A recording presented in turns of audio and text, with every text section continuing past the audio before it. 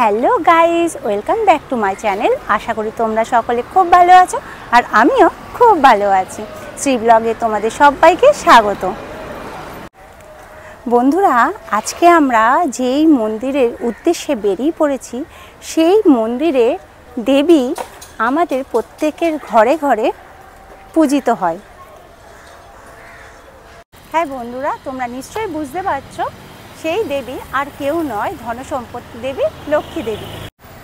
আমি আজকে তোমাদেরকে নিয়ে যাচ্ছি সবথেকে বড় লক্ষ্মী মন্দিরে। তো চলো যাওয়া যাক লক্ষ্মী মন্দিরের উদ্দেশ্যে। আর বলে রাখি, এই লক্ষ্মী মন্দিরটি অবস্থিত খিদিরপুরে। বন্ধুরা, এই ভিডিওতে আমি তোমাদেরকে সব রকম তথ্য দেব। এই মন্দির কখন খোলে, কখন বন্ধ হয়, ভোগের ব্যবস্থা আছে কিনা এবং তোমরা এই মন্দিরে কিভাবে যাবে, সব রকম তথ্য আমি তোমাদেরকে দেব। তাই এই ভিডিওটা তোমরা একটু মনোযোগ দিয়ে দেখো এবং স্কিপ না করে দেখতে থাকো। চলো তাহলে যাওয়া যাক। এবার বলি আপনারা কি করে এই মন্দিরে আসবেন। যারা ট্রেনে করে আসবেন মনে করছেন, তারা চক্র রেলে খিদিরপুর স্টেশনে নেমে পায়ে হেঁটে বা বাসে করে যেতে পারবেন এই মন্দিরের সামনে। আর যারা মনে করছেন বাসে আসবেন, তারা শিয়ালদা থেকে S3A, S3B, 3D 235 একদম খিদিরপুর লক্ষ্মী মন্দিরের সামনে আপনারা নামতে পারবেন। এছাড়াও আছে 227 বাস, খিদিরপুর নামতে হবে। ওখান থেকে পায়ে হেঁটে একটুখানি হাঁটলেই একদম লক্ষ্মী মন্দিরের সামনে। আর যারা ভাবছেন হাওড়া থেকে আসবেন, তারা হাওড়া থেকে খিদিরপুর আসার সরকারি বাস অনেক পেয়ে যাবেন।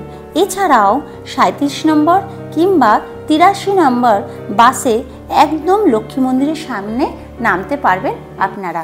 বন্ধুরা, আমরা চলে এসেছি একেবারে লক্ষ্মী মন্দিরের সামনে। তো চলো ঘুরে দেখাই তোমাদের লক্ষ্মী মন্দিরটি।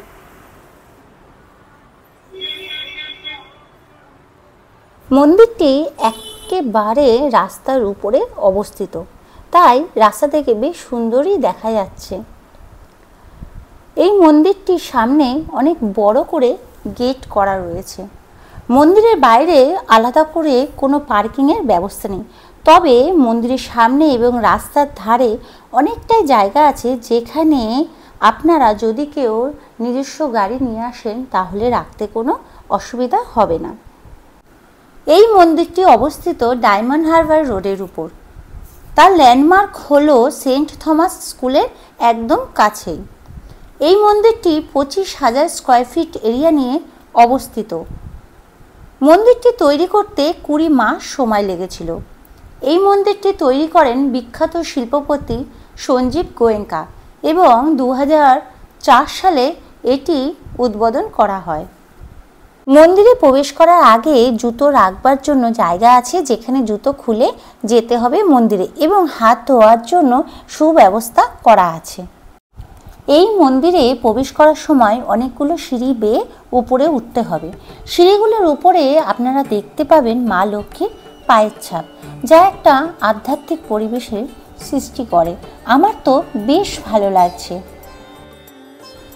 সিঁড়ি দিয়ে উঠেই দেখতে পারবেন খুব সুন্দর গোল্ডেন মার্বেল পাথরের উপর চমৎকার একটি আলপনা ডিজাইন করা। এরপরে যেটা প্রত্যেকের নজর কাটছে সেটা হলো এই মন্দিরের ছাদটি খুব সুন্দরভাবে কারুকার্য করা। শুধু যত দেখছি এই মন্দিরের কারুকার্য, ততই আমি মুগ্ধ হয়ে যাচ্ছি।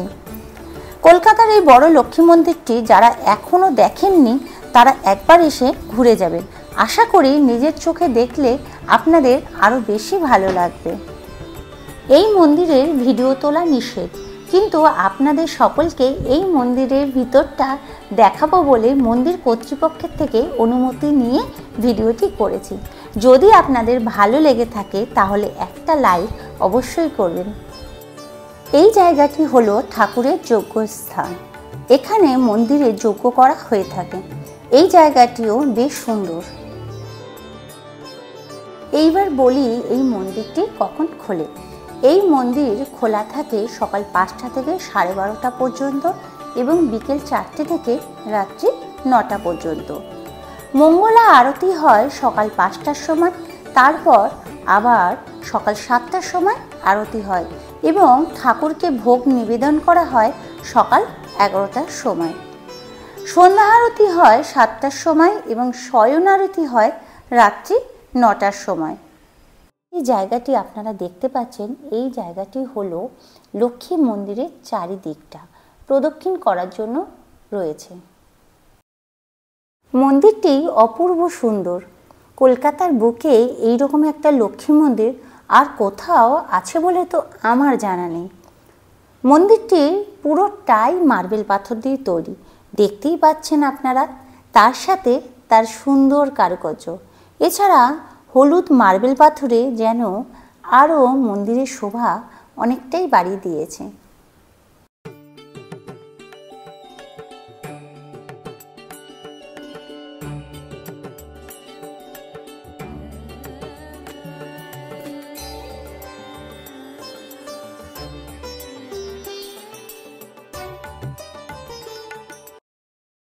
এই মন্দিরের ভিতরে সবসময় পুরোহিত মশাই থাকেন, তাই আপনারা যখনই চাইবেন পুজো দিতে পারবেন। এই মন্দিরে চরণামৃত, নকুলদানা, প্রসাদ সবসময় বিতরণ করেন ঠাকুরমশাই। এই মন্দিরে কালী পুজোর সময় বাৎসরিক উৎসব পালন করা হয়। এই মন্দিরটি দিনের বেলা যতটা সুন্দর লাগে তার থেকে অনেক গুণ বেশি সুন্দর লাগে রাত্রিবেলায়, যখন সব মন্দিরের আলো একসাথে জ্বলে যায়। চলুন তাহলে দেখি রাত্রিবেলায় কেমন লাগে মন্দিরটি।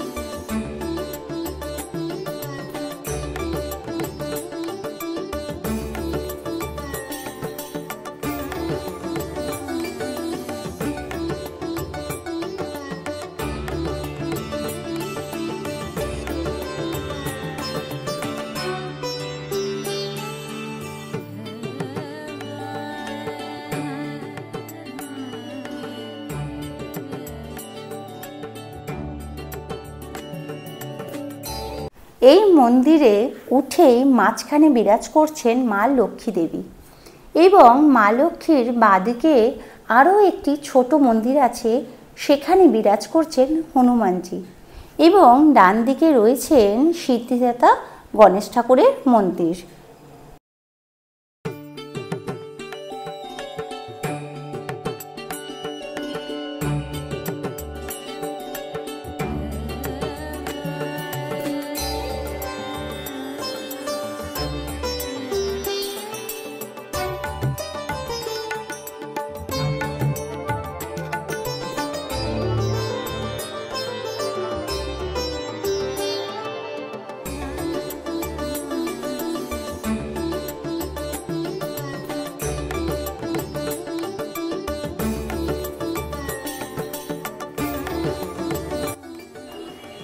বন্ধুরা, তোমাদেরকে জানিয়ে রাখি এই মন্দিরে স্পেশাল কোনো ভোগের নিয়ম নেই।